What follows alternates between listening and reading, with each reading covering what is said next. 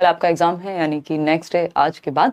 तो पेपर कैसे सॉल्व करना है, सेल्फ डिक्लेरेशन फॉर्म को लेकर के आपको काफी कंफ्यूजन हुई है कल के बाद, तो उस पर भी हम चर्चा कर लेंगे। इसके अलावा अगर हम बात करते हैं, वैसे अभी जो लेटेस्ट एडमिट कार्ड आया है उसमें से इन्होंने सेल्फ डिक्लेरेशन को हटा दिया है, जस्ट कुछ ही देर पहले मैंने चेक किया, तो वो मैं आपके साथ एक बार डिस्कस करूंगी। और पेपर अटेम्प्ट कैसे करना है, कौन सी वो मिस्टेक्स हैं जिनको अवॉइड करना है, कौन सी मस्ट चीजें हैं जिनको लेकर के जाना है, और वो गलतियां मुश्किल से बहुत ही पॉइंट टू पॉइंट बात करेंगे ताकि आप कंफ्यूज ना हो पेपर देते समय।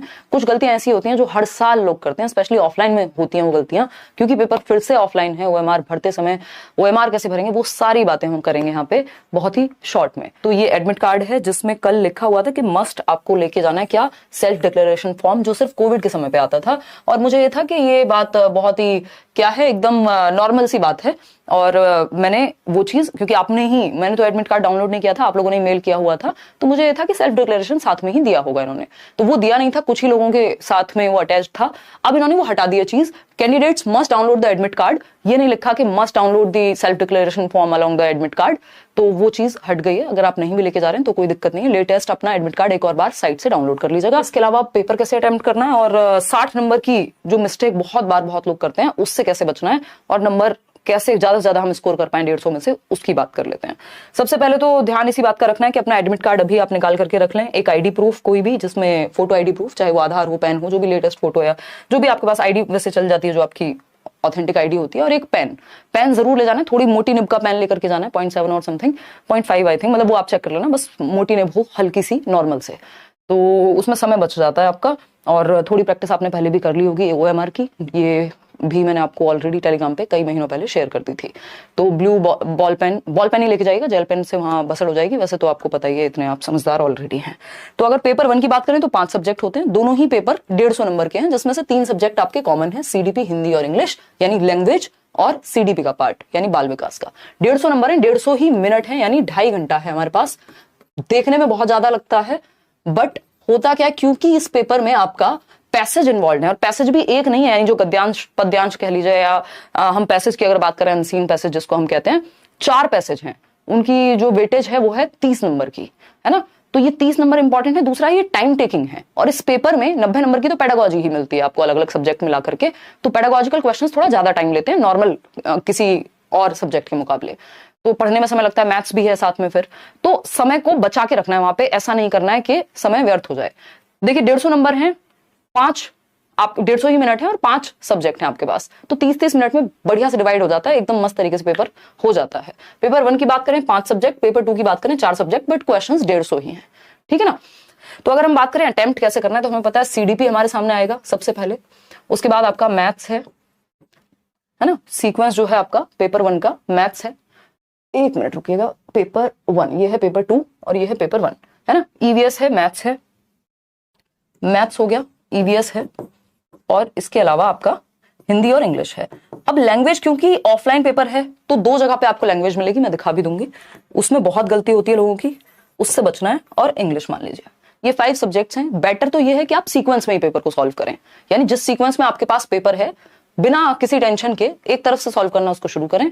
और क्योंकि ये 5 सब्जेक्ट है मिला करके, और 150 मिनट है ना, 150 मिनट है, 3 पंजे होते हैं 15, ये आपको पता भी है। 30 मिनट्स आप एक सेक्शन को मैक्स टू मैक्स दीजिए, उससे ज्यादा मत दीजिए, ठीक है ना। और अगर सीडीपी में देखा जाए, हमने चैप्टर वाइज पूरी प्रैक्टिस कर ली है, तो अगर हम देखें तो सीडीपी की अगर हम बात करें तो आपका सीडीपी बहुत कम समय में हो जाएगा, उतनी प्रैक्टिस आपकी हो चुकी है। लेकिन बिल्कुल कसम खा के जाइए घर से कि 30 मिनट से ऊपर किसी सेक्शन को नहीं देने, और उस 30 मिनट में भी कोशिश करना है 25 मिनट में आपका वो सेक्शन 30 क्वेश्चन का सॉल्व हो जाए, और 5 मिनट में वहीं के वहीं ये 30 क्वेश्चन की ओएमआर शीट वहीं फिल कर ली जाए। क्योंकि होता क्या है, जब हम ओएमआर फिल कर रहे होते हैं एक साथ 150 क्वेश्चन की, एक साथ 90 क्वेश्चन की, तो कई बार ऐसा हो जाता है कि एक क्वेश्चन भी अगर इधर उधर हुआ ओएमआर भरते हुए, मान लीजिए आपके सामने ये ओएमआर है, 150 क्वेश्चन है, 30-30 का सेक्शन बटा हुआ रहता है, क्योंकि आपका ये सीटेट का ही है, तो एक क्वेश्चन से शुरू होकर के पूरा सेक्शन 30 क्वेश्चन तक जाएगा।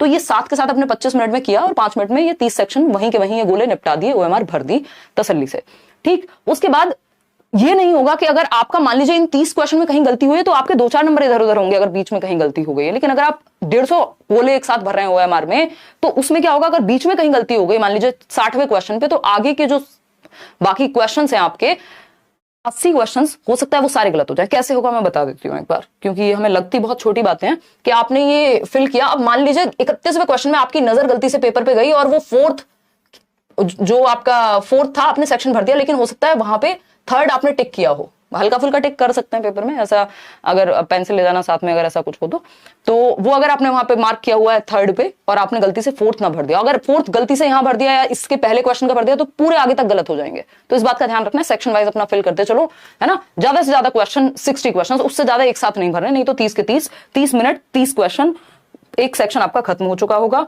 और जो आपकी स्पीड है तो सीडीपी करके, क्योंकि सीडीपी ठीक ठाक हो जाता है सभी का, और आप लोगों ने पढ़ाई भी साथ में की है हमने, ठीक, तो सीडीपी कर लेना है। फिर मैथ्स, अगर किसी को बहुत ज्यादा डर लगता है मैथ्स से तो ये मैथ्स स्किप करके डायरेक्ट ईवीएस पे जा सकते हैं, अदरवाइज कोशिश कीजिए।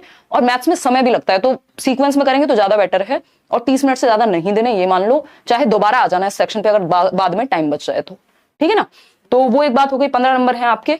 और वो रफ वर्क करने का वहां होता है सेक्शन, जो इसमें ऑफलाइन पेपर में जो आपको शीट मिलेगी, शीट मतलब पेपर के ही नीचे जगह होती है। ईवीएस की अगर हम बात करें तो फिर ईवीएस मतलब उसी सीक्वेंस में 30 क्वेश्चन किए, ओएमआर भरी, फिर नेक्स्ट सेक्शन पे। हिंदी और इंग्लिश की जब हम बात कर रहे हैं, इसमें भी समय लगता है, तो मैथ्स पे ही पूरा समय मत व्यर्थ कर दीजिएगा। कई लोग पहले सीडीपी के बाद डायरेक्ट लैंग्वेज कर लेते हैं, वो भी एक अच्छा तरीका है, बट अगर आप अपने दिमाग को बहुत ज्यादा, जैसे भी आपने प्रैक्टिस किया घर पे बैठ के मॉक टेस्ट दिया है, उसी सीक्वेंस में आप कीजिएगा, मेरी तो यही सलाह रहेगी। अदरवाइज तो एक तरफ से करिए, है ना। तो वहां जाके बहुत ज्यादा चेंज मत कीजिएगा कि वहां सीडीपी किया फिर अचानक से मन किया अब ईवीएस पे कूद गए फिर ये कर लेते हैं, मतलब कंफ्यूज नहीं करना अपने आप को, बहुत ज्यादा एकदम टेंशन नहीं देनी। हिंदी और इंग्लिश की अगर हम बात करें, इसमें ध्यान रखना है आपके एडमिट कार्ड में अगर लैंग्वेज 1 की जगह लैंग्वेज 1 मेंशन्ड है हिंदी, तो लैंग्वेज 1 वाली हिंदी करनी है, क्योंकि 2 जगह हिंदी मिलेगी, 2 जगह इंग्लिश मिलेगी, यानी टोटल सेक्शंस लैंग्वेज के 4 मिलेंगे, लेकिन आपको सिर्फ 2 सॉल्व करने हैं। जिसने एक भी गलत कर दिया दूसरी लैंग्वेज अपने आप गलत हो जाएगी, ठीक। लैंग्वेज 2 की जब हम बात कर रहे हैं तो लैंग्वेज 2 जो भी लिखा हुआ है एडमिट कार्ड में, चाहे वो इंग्लिश हो चाहे वो हिंदी हो, लैंग्वेज 2 ही चूज करना है हिंदी का, क्योंकि हिंदी 2 जगह मिलेगी, मैं अभी दिखाऊंगी भी, ठीक। तो ये बेसिक बात है जिसका ध्यान रखना है। इसमें 2 और चीजें हैं, अगर आप पेपर 2 देने जाने तो तब भी बात वैसी रहेगी, सीडीपी के बाद आपका जो 60 मार्क्स हैं और लास्ट में उसमें लैंग्वेज आती है, जैसे इसमें है मैथ्स और ईवीएस की जगह आपका सब्जेक्ट आ जाएगा 60 नंबर का, तो उसी सीक्वेंस में कर लो, कोई दिक्कत वाली बात है नहीं, ठीक। ओएमआर एक तो गलत नहीं भरनी है, दूसरा टाइम को ओवर एस्टिमेट नहीं करना है कि बहुत टाइम है 2.5 घंटे का, और ये वो ऐसी बात नहीं सोचनी है। क्यों? क्योंकि पैसेज भी सॉल्व करने हैं, मैथ्स भी है उसमें, और पेडागोजिकल क्वेश्चंस कई बार कॉन्सेप्चुअल होते हैं, तो अपने समय को बचा के रखना है। 30 मिनट से ज्यादा किसी सेक्शन को नहीं देने, पेपर छूटता है लोगों का इसमें भी, ठीक है ना, क्योंकि अभी क्लिक नहीं करना, ओएमआर भरनी है। क्लियर है बात। लैंग्वेज सेक्शन का विशेष ध्यान रखेंगे कि गलती से भी ऐसा ना हो आपने लैंग्वेज 1 ली थी हिंदी, बट हिंदी वाला सेक्शन भर दिया लैंग्वेज 2 का, तो गए नंबर पानी में, ठीक। और टाइम बचा के रखना, क्योंकि पैसेज में थोड़ा टाइम लगता है, ठीक। पैसेज कैसे सॉल्व करें इस पे भी वीडियो ऑलरेडी बनाई हुई है। तो ये बेसिक 2 बातें जो ध्यान रखनी है, गलती जिसमें ना हो। अपनी डिटेल्स बहुत ध्यान से भरें, है ना, क्योंकि डिटेल्स में भी क्या होगा मैं अभी दिखा दूंगी, उसमें भी आपको वो गोले फिल करने होते हैं, रोल नंबर कई बार गलत भर देते हैं कई लोग, तो उसका भी ध्यान रखना है, ठीक है ना। चलिए खैर, और समझते हैं कहानी क्या है, देख लेते हैं एक बार। तो अगर मैं बात करूं, सबसे पहले आप जाते ही डिटेल्स तो भरेंगे ही, जो भी आपका नाम है, रोल नंबर है, तो अगर 1 है तो 1 यहां भी लिखेंगे और यहाँ पे 1 फिल करेंगे। इसमें थोड़ा टाइम से पहुंच जाइएगा, 2-4 मिनट पहले दे देते हैं कई बार, तो आपको समय मिल जाएगा, ठीक। टेस्ट बुकलेट नंबर उस पे होता है मेंशन, एम है या जो भी है वो आप यहाँ मेंशन कर देंगे। मेन टेस्ट बुकलेट नंबर भी उस पे मेंशन होता है, वो भी आप कर देंगे। इसमें लैंग्वेज का कोड भी ध्यान से भरिएगा, क्योंकि भाषा 1 लैंग्वेज 1 जो है आपका, उसका कोड आपको देख लेना है, वो वहां पे टीचर्स भी हेल्प कर देते हैं, पूछ लीजिएगा, कोई दिक्कत नहीं है, ठीक। चलिए खैर, आते हैं इस पर जिसमें गलती, ये मैंने आपको बता दिया, एडमिट कार्ड वाली दिक्कत अब आपकी रिजॉल्व हो गई है, सेल्फ डिक्लेरेशन का कोई टेंशन है ही नहीं, ठीक। क्योंकि इन्होंने क्या किया, कुछ फॉर्म्स में आ रहा था कुछ में नहीं आ रहा था, मतलब एडमिट कार्ड्स में। तो अगर हम बात करें चाइल्ड डेवलपमेंट मैथमेटिक्स, अब लैंग्वेज पे चलते हैं। देखो यहाँ पे ना लैंग्वेज की अगर हम बात कर रहे हैं तो लैंग्वेज 1 इंग्लिश और हिंदी दोनों मिलेंगे, लैंग्वेज 2 हिंदी और इंग्लिश दोनों मिलेंगे, या जो भी आपने भाषाएं भरी हैं वो 2-2 जगह पे मिलेंगी। तो आपको ये देखना है, आपकी लैंग्वेज 1 एडमिट कार्ड में झांक के देख लेना है कि कौन सी है ना। 91 नंबर से जो सॉल्व करना है, बस इसमें एक चीज फायदेमंद रहती है कि जो आपकी लैंग्वेज 1 होती है उसका 91 क्वेश्चन नंबर से शुरू करना, वो उसमें मिल जाता है, और जो लैंग्वेज 2 है वो 121 से शुरू होती है, तो वो आप थोड़ा सा यहाँ पे देख के रखेंगे। चलिए मैं एक बार दिखाने की कोशिश करती हूँ कि मैं कह क्या रही हूँ, है ना।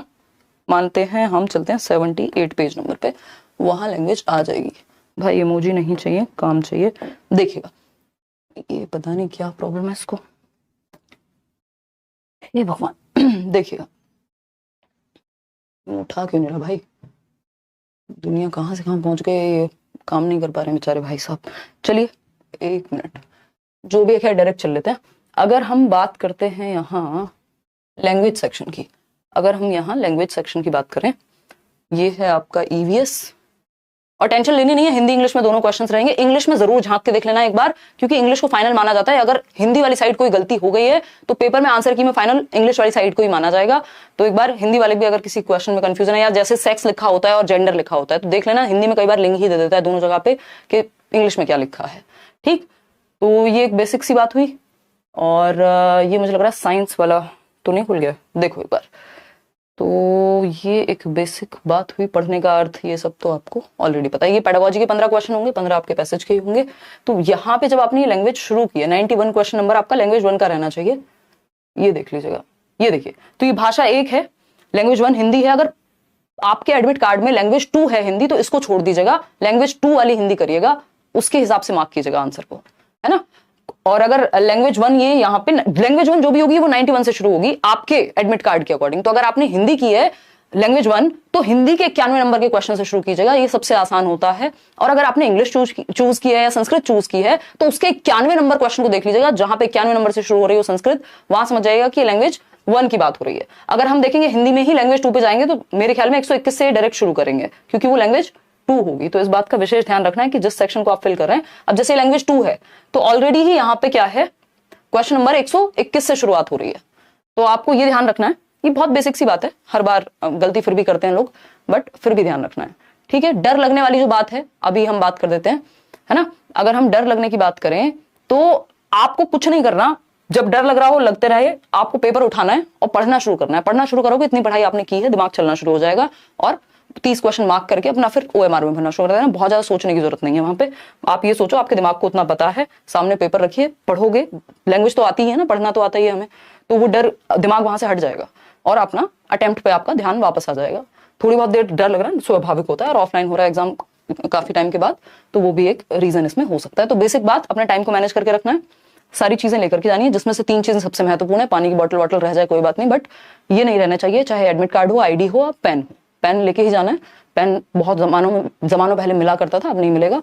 और कोई भी घड़ी, डेबिट कार्ड भी लेके नहीं जाना है, और कैश वैश ले जाना साथ में, उसको तो मुझे लगता है मना नहीं करते किसी भी एग्जाम में। तो चलिए, खैर, तो ये एक बेसिक सी बात हुई। ऑल द बेस्ट जिनका भी एग्जाम